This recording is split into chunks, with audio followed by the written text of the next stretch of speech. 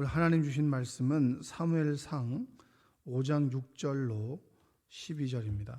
사무엘상 5장 6절로 12절 함께 교독해서 읽도록 하겠습니다.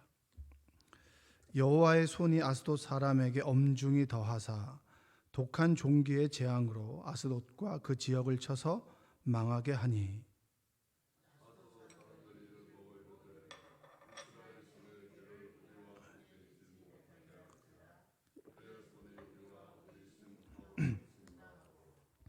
이에 사람을 보내어 블레셋 사람들의 모든 방백을 모으고 이르되 우리가 이스라엘 신의 궤를 어찌하랴 하니 그들이 대답하되 이스라엘의 신의 궤를 가드로 옮겨가라 하므로 이스라엘 신의 궤를 옮겨갔더니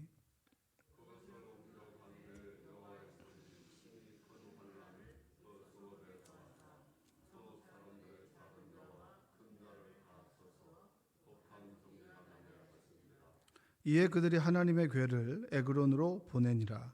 하나님의 궤가 에그론에 이른즉 에그론 사람이 부르짖어 이르되 그들이 이스라엘 신의 궤를 우리에게로 가져다가 우리와 우리 백성을 죽이려 한다 하고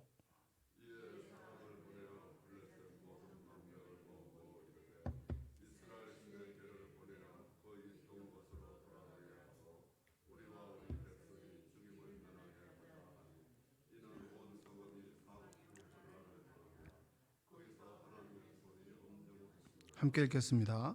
죽지 아니한 사람들은 독한 종기로 치심을 당해 성읍의 부르짖음이 하늘에 사무쳤더라. 아멘. 오늘도 하나님의 은혜가 여러분의 삶 가운데 함께하기를 주님의 이름으로 축복합니다. 블레셋과의 전쟁에서 언약궤를 가져가면 이제 이길 수 있을 거라 생각했는데 이제 언약궤를 궤짝으로 취급해버려서 전쟁에서도 지고 34,000명이나 되는 사람들이 죽었습니다. 그리고 결국에는 언약궤를 빼앗겨 버렸어요.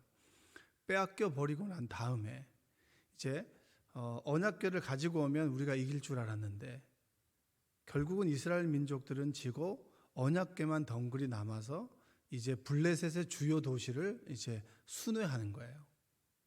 처음에는 아스돗으로 갔다가 이제 가드로 갔다가 이제 옮기게 되면서 하나님께서 어떻게 일하시는가, 그것을 보란 듯이 이스라엘 민족에게 보여주는 장면이 오늘의 본문입니다. 그러니까 사람들은 언약궤가 빼앗겼을 때 이제 언약궤가 힘이 없나 보다. 어떻게 보면 신 중에서 최고라고 여겼던 신이 우리가 믿는 하나님이라고 알았는데 그 하나님이 별 수 없구나라고 이스라엘 민족은 생각했는데 이제 블레셋 땅에서는 이 하나님이 결코 무시할 수 없는 존재가 된 거예요. 누구도 어떠한 신도 이스라엘의 신을 이길 수가 없는 거죠. 그걸 갖다가 하나님께서 홀로 드러내시는 거예요. 언약궤는 하나님은 아니잖아요. 하나님의 임재의 상징이지.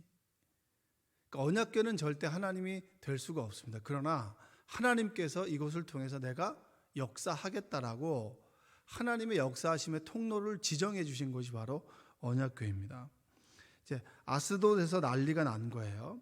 언약궤가 이스라엘 땅에서 이제 아스돗으로 옮겨왔죠. 신다곤이 있으니까. 그러니까 블레셋이라고 하는 땅은 여러분 5개의 큰 도시로 이제 구성되어 있습니다. 그 5개의 큰 도시 중에서 하나가 아스돗이라는 거죠.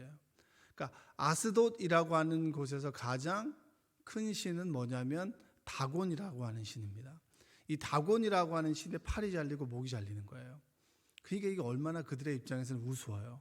그들이 믿는 최고의 신이 이스라엘 신 앞에서 팔이 부러지고 손목이 잘리고 목이 잘리는 거예요. 그러니까 이 신을 수습하기 위해 사람들은 뭐죠? 그들의 손으로 손을 붙이고 목을 붙이는 거예요. 그러니까 이걸 드러내는 이유가 뭘까요? 우리가 믿는 우상이 그냥 한낱 힘이 없는 돌조각이나 그냥 나무 쪼가리일 수밖에 없다는 거죠. 그러니까 우리가 믿고 의지하는 것이 한낱 사라질 것, 한낱 힘없는 것인데 우리는 아직까지 그것을 의지하고 살아간다. 여러분, 우리가 믿는 것들이 얼마나 많이 있습니까? 보면 점을 보기도 하고, 그리고 하나님 외에 다른 것들을 늘 믿기도 하잖아요. 때로 우리의 실력을 믿기도 하고 또 우리의 힘을 믿기도 합니다. 그런데 아시겠지만 우리가 나이가 점점 먹을수록 힘이 어떻게 되는 거죠? 기운이 딸리잖아요. 기운도 딸리고 이제는 내가 보는 것을 믿었어요. 근데 여러분 점점 더 나이가 들면 들수록 어떻게 되죠? 잘 보여요, 안 보여요? 침침하잖아. 이게 맞나 싶기도 하고 책을 볼 때도 조그만 글씨에 있는 책은 못 보시죠? 그래서 어떻게 봐요? 돋보기를 보잖아요. 어제 기독교 서점 갔더니 그 성경 보는 돋보기가 있더라고요. 이렇게 딱 돼 있어가지고 이게 쏙 들어가요. 싹 빼면은 돋보기예요. 이렇게 이 돋보기 대고 보는 거예요. 이렇게 쭉 그렇게 보시는 분들 주변에 많이 있습니다. 그렇게라도 성경 보는 분들은 귀한 분들이죠. 눈이 좋을 때는 시간이 없어 못 보고 눈이 안 좋을 때는 눈이 안 좋아서 못 보고 평생 성경 못 보다 가는 사람도 많은데 그래도 보는 사람들은 귀한 분들이죠. 그러니까 우리가 섬기는 것들이 쉬 사라지고 쉬 우리에게 어떤 힘을 주지 못한다는 거예요. 그걸 하나님께서 드러내는 거죠. 자, 아스돗에서 이제 에베네셀에서 아스돗으로 왔어요. 에베네셀은 제가 저번에 말씀드렸다시피 여기까지 도우신 하나님이에요. 근데 에베네셀에서 아스돗까지 갔다라는 이유는 뭐예요? 여기까지만 도우셨다는 거예요. 하나님께서 언제 어디서나 너희를 도울 줄 알지. 근데 니네가 하는 행태를 보니까 여기까지만 돕겠어 이거예요. 그러니까 여러분들 여러분의 인생이 꼬이고 여러분들의 인생 여러분의 생각대로 잘 풀어지지 않아요. 그럼 다 이유가 있는 거예요. 내 인생은 내가 늘 하나님만 붙잡으면 잘 될 거라고 생각하는 건 미신이에요. 내 뜻에 따라 하나님을 움직이려고 하는 게 뭐예요? 그게 미신이잖아요. 그게 기복이죠, 기복. 기복이 뭡니까? 내가 하나님을 통해서 내가 원함을 얻고자 하는 게 기복이잖아요. 기복신앙은 있습니다. 기독교 신앙에서. 그러나 내 뜻과 내 계획대로 하나님을 좌지우지하려고 하는 것은 굉장히 위험한 신앙이에요. 처음에는 하나님께서 이렇게 해줬으면 좋겠어 라고 생각하지만 이후에는 어떻게 됩니까? 하나님의 뜻 안에서 내가 변해야 되잖아요. 날마다 여러분의 성질이 바뀌고 한 성격 하던 사람들이 자꾸 다듬어지고 그리고 나 중심으로 살았던 사람들이 다른 사람 중심으로 하나님 중심으로 살아가는 삶으로 자꾸 바뀌는 것이 그리스도인의 신앙입니다. 여러분이 여러분 중심으로 인해서 나 중심으로 내 뜻대로 내 계획대로 해서 부딪힘이 일어난다면 그 사람 잘못이 아니라 내 잘못인 거예요. 늘 보면 끝이 안 좋은 사람이 있어요. 끝이 안 좋은 사람. 어떤 일을 하면 늘 끝이 안 좋은 사람이 있어요. 누구 때문이겠습니까? 그 사람 때문인가요? 상황이 계속 변하는데도 문제가 생겨. 그건 나 때문인 거예요. 하나님께서 나를 다루시고자 그런 문제를 주시는 겁니다. 그러면 그 문제 속에서 내가 어떻게 살아가고 있는지를 돌아보는 것. 그것이 바로 그리스도인의 신앙입니다. 6절 한번 읽어볼까요? 6절. 여호와의 손이 아스돗 사람에게 엄중히 더하사 독한 종기의 재앙으로 아스돗과 그 지역을 쳐서 망하게 하니. 여기서 여호와의 손이 아스돗 사람에게 엄중히 더하사, 여기서 엄중이라고 하는 뜻은 뭐냐면 영광이라는 뜻입니다. 영광. 그럼 한번 다시 읽어볼까요? 영광을 넣어서 이까지만. 여호와의 손이 아스돗 사람에게 영광을 더하사. 이건 뭘까요? 하나님이 하나님됨을 드러내는 거예요. 다곤의 신전 앞에서 누구를 드러냅니까? 내가 하나님이야. 나는 스스로 있는 자라. 너희들이 만든 우상과 질적으로 달라. 여러분, 이 세상에서 스스로 있는 자는 하나님밖에 없는 거예요. 하나님과 누구로 인해서 빚어진 존재와 차이점이 바로 창조주와 뭡니까? 피조물이잖아요. 그 관계를 드러내는 게 선악과고요. 끊임없이 인간은 빚어졌음에도 불구하고 스스로 있는 자라고 착각을 하며 살아가고, 빚어졌음에도 불구하고 창조주라고 착각을 하고, 빚어졌음에도 불구하고 창조주가 되려고 하는 끊임없이 탐욕을 가진 존재가 누굽니까? 인간이에요. 그게 에덴의 이야기 아니겠습니까? 선악과의 이야기잖아요. 하나님께서 스스로를 드러내신다. 내가 여기 있다라고 하는 존재감을 드러내는 것, 하나님의 영광을 드러내는 것이, 나의 존재를 드러내는 것이 영광을 더하사라는 뜻입니다. 나는 이것들과는 질적으로 다른 거야. 얘네들과 나는 다른 거야라고 하면서 하나님이 하나님을 드러내시는 거예요. 그럼 한번 물어봅시다. 왜 그러면 이 블레셋과의 전쟁에서는 하나님을 드러내시지 않고 블레셋에서 하나님을 드러내셨냐? 이 질문을 할 수 있는 거 아니겠습니까? 이스라엘 사람들은 왜 하나님께 침묵하셨습니까? 하나님이 하나님 맞습니까? 하나님 왜 우리를 구원하지 않고 침묵하셨습니까? 왜 다른 신들과 똑같은 그런 행동을 보이십니까? 라고 하나님을 원망하는 그때 블레셋에서 하나님의 영광을 드러내셨다? 이것은 뭐예요? 블레셋에 대한 심판입니까? 이스라엘에 대한 심판입니까? 여러분, 이스라엘에 대한 심판이에요? 이스라엘에 대한 심판이에요? 이스라엘에 대한 심판이잖아요. 여기까지 도우신 하나님이 여기까지만 도우셨잖아요. 그런데 여기서도 하나님의 영광을 드러내는 건 뭘까요? 내가 살아있다. 너희들의 뜻에 의해서 움직이는 것이 아니라 나는 나의 뜻대로 움직인다는 거예요. 하나님이 죽은 것이 아니라 너희들의 잘못된 믿음으로 인해서 하나님을 죽인 거야. 그러면 나는 내 스스로 내 영광을 드러내는 존재야. 너희들이 가져왔다고 해서 힘을 드러내고 가져오지 않았다고 해서 힘을 드러내지 않는 하찮은 그런 우상이 아니란 얘기야. 그걸 스스로 증명해내는 것이 하나님이에요. 그러니까 하나님께 입장에서 얼마나 마음이 그러시겠어요. 내가 이렇게까지 드러내야 너희들 나를 알겠니? 이런 거 아니겠습니까? 이스라엘 안에서는 패배를 나타내셨던 하나님께서 블레셋의 스스로를 드러내셨어요. 그러면서 내가 살아있다. 너희가 믿는 하나님 여기에서 살아있다. 죽지 않았다. 라고 하는 것을 스스로 드러내시는 거죠. 여러분, 한번 따져봅시다. 언약궤를 가져왔는데 여기선 드러내지 않았어. 그런데 언약궤를 빼앗긴 블레셋에서 하나님께서 드러내셨어. 이 얘기는 뭘까요? 우리의 신앙이 십자가가 걸려있는 교회만이 아니라 우리의 믿음의 장소는 교회뿐만이 아니라 내가 거하는 가정이고 내 직장이고 내가 만나는 모든 곳, 하나님이 없다라고 여기는 모든 곳, 예배드리지 않는다라고 생각하는 모든 곳이 바로 하나님이 계신 곳이다. 할렐루야. 임마누엘의 하나님을 뜻하는 것 아니겠습니까? 이방 땅에 하나님이 계셔? 그건 생각도 못하는 거죠. 언약궤를 쫓아다니는 포터블한 그런 템플, 움직이는 그런 그 예배 장소, 언약궤가 있는 곳에서만 예배 드리는 곳인 줄 알았는데 내가 구하는 모든 곳, 하나님은 언제 어디서나 모든 곳에서 자신의 영광을 드러내시는구나. 그런 우리의 예배 장소가 어디가 되는 겁니까? 내가 구하는 모든 곳이 예배 장소가 되는 것이죠. 그리스도인 아닙니까? 그리스도인. 내가 다니는 그 회사에서 그리스도인이라고 하는 것을 드러내지 못한다면 우리는 부끄러운 신앙을 가지고 있는 거예요. 내가 만나는 장소에서 그리스도인을 드러내지 못한다면 부끄러운 거예요. 어느 성도님은 늘 이거 자신 있게 내가 술을 좀 마시니까 이걸 드러내요. 별로 드러낼 건 아닌 것 같은데 그걸 뭐하러 드러냅니까? 조용히 마시면 되지. 그리스도인이라고 해놓고 그런 걸 드러낼 필요가 뭐 있어요?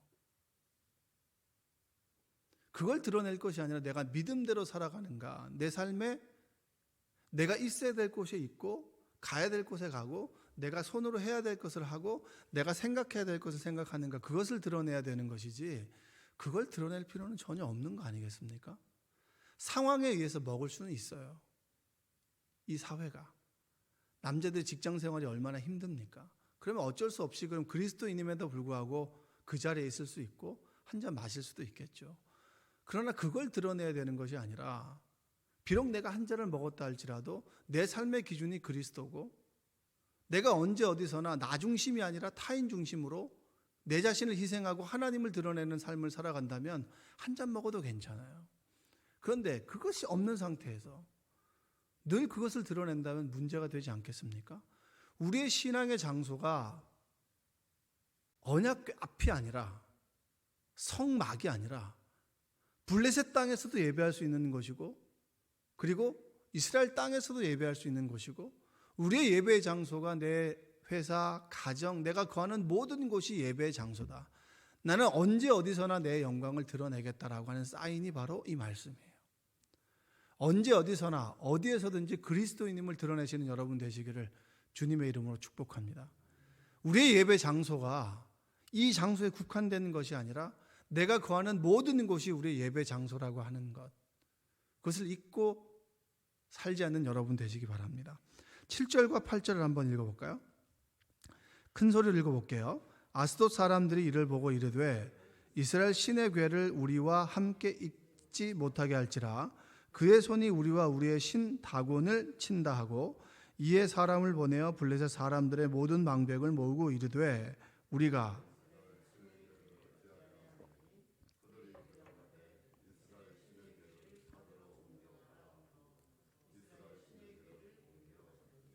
여러분 그 옛날에 그 보면 그 드라마 같은 데 보면은 이 뭐 이렇게 폭탄 같은 걸로 해가지고 시간이 지나면 째깍째깍 하다가 빵 터지는 거 있잖아요. 시한폭탄 같은 존재가 이제 이 언약궤인 거예요. 아스돗에서는 정말 이 어떻게 할 수가 없으니까 이걸 가드로 옮기는 거예요. 가드가 이제 아스돗, 가드, 이게 대표적인 5개 도시예요. 도시국가거든요. 블레셋은. 근데 이 가드에서도 난리가 난 거죠. 근데 가드에서는 그래도 가드를 지키는 신이 있는 거예요.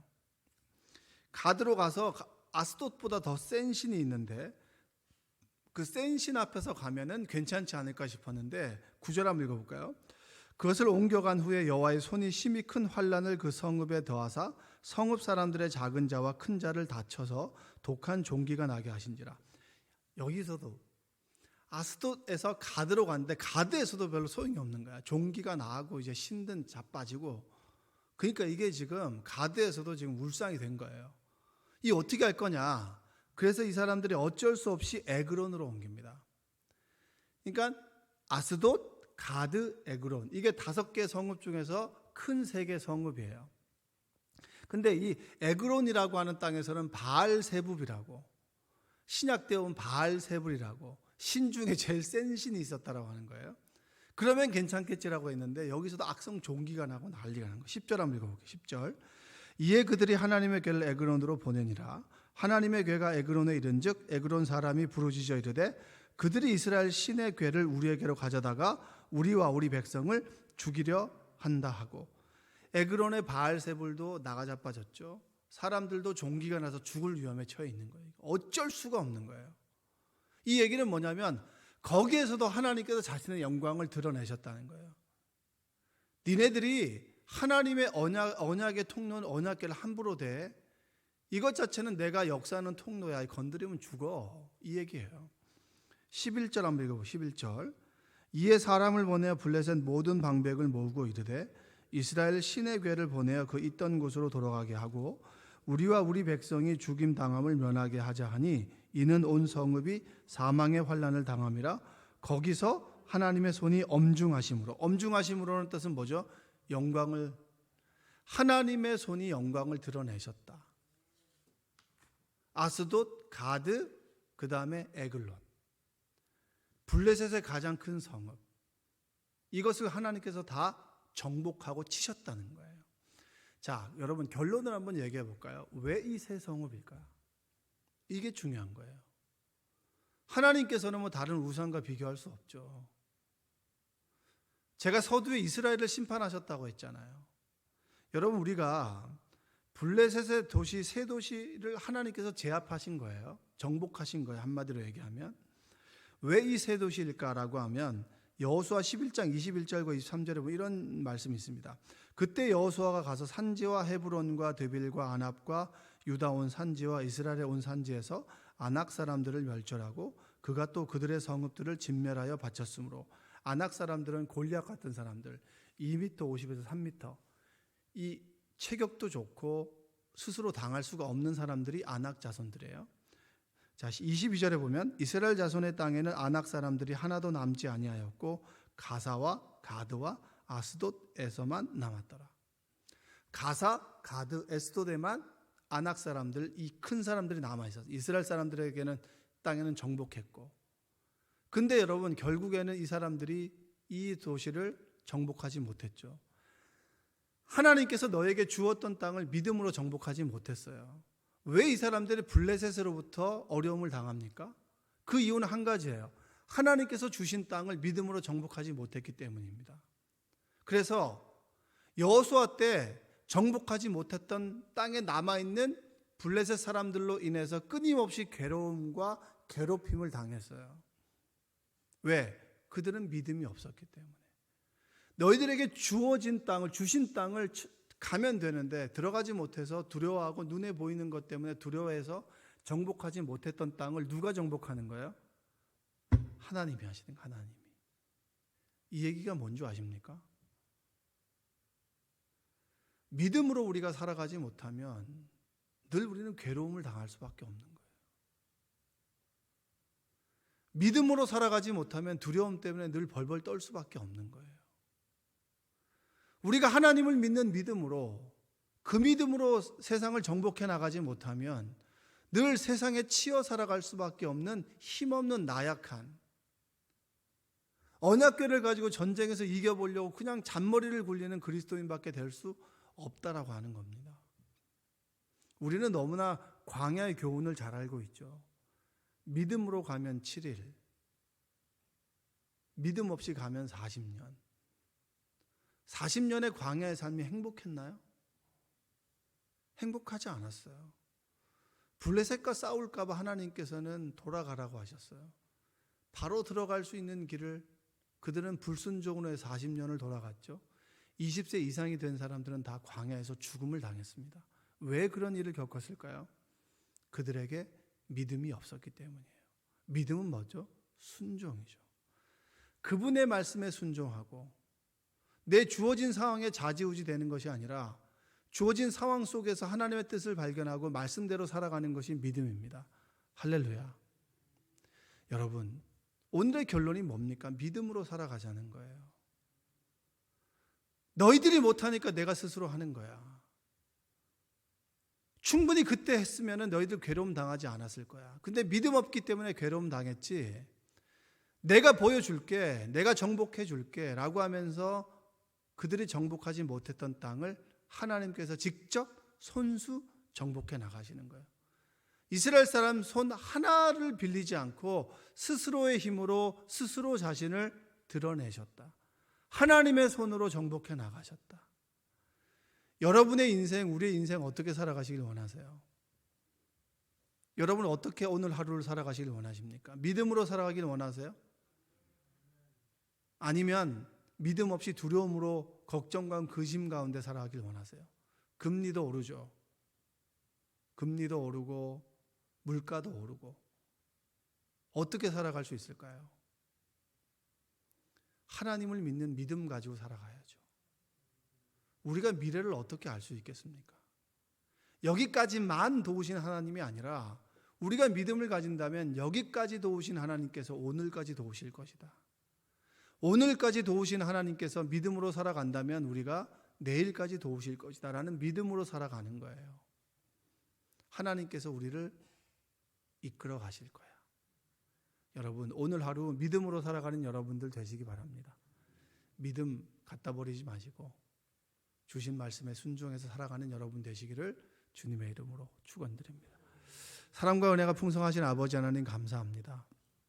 오늘도 우리에게 귀한 교훈의 말씀을 주셨습니다. 믿음으로 살아가면 7일, 불순종은 40년. 돌아가는 삶이 아니라 바로 질러가는 삶이 될 수 있도록 우리를 인도하여 주시옵소서. 때로 우리가 불순종으로 돌아간다 하여도 지금 이 순간 믿음을 선택하여 하나님의 인도하심을 받는 삶이 되도록 우리를 도와주옵소서. 삶의 여러 가지 문제와 그리고 건강의 염려와 말하지 못하는 고통과 관계 어려움으로 힘들어하는 성도들이 있습니까? 하나님의 뜻이 무언지를 묻게 하시고 하나님의 인도함을 받는 귀한 하루가 되도록 도와주옵소서. 예수님의 이름으로 기도합니다. 아멘.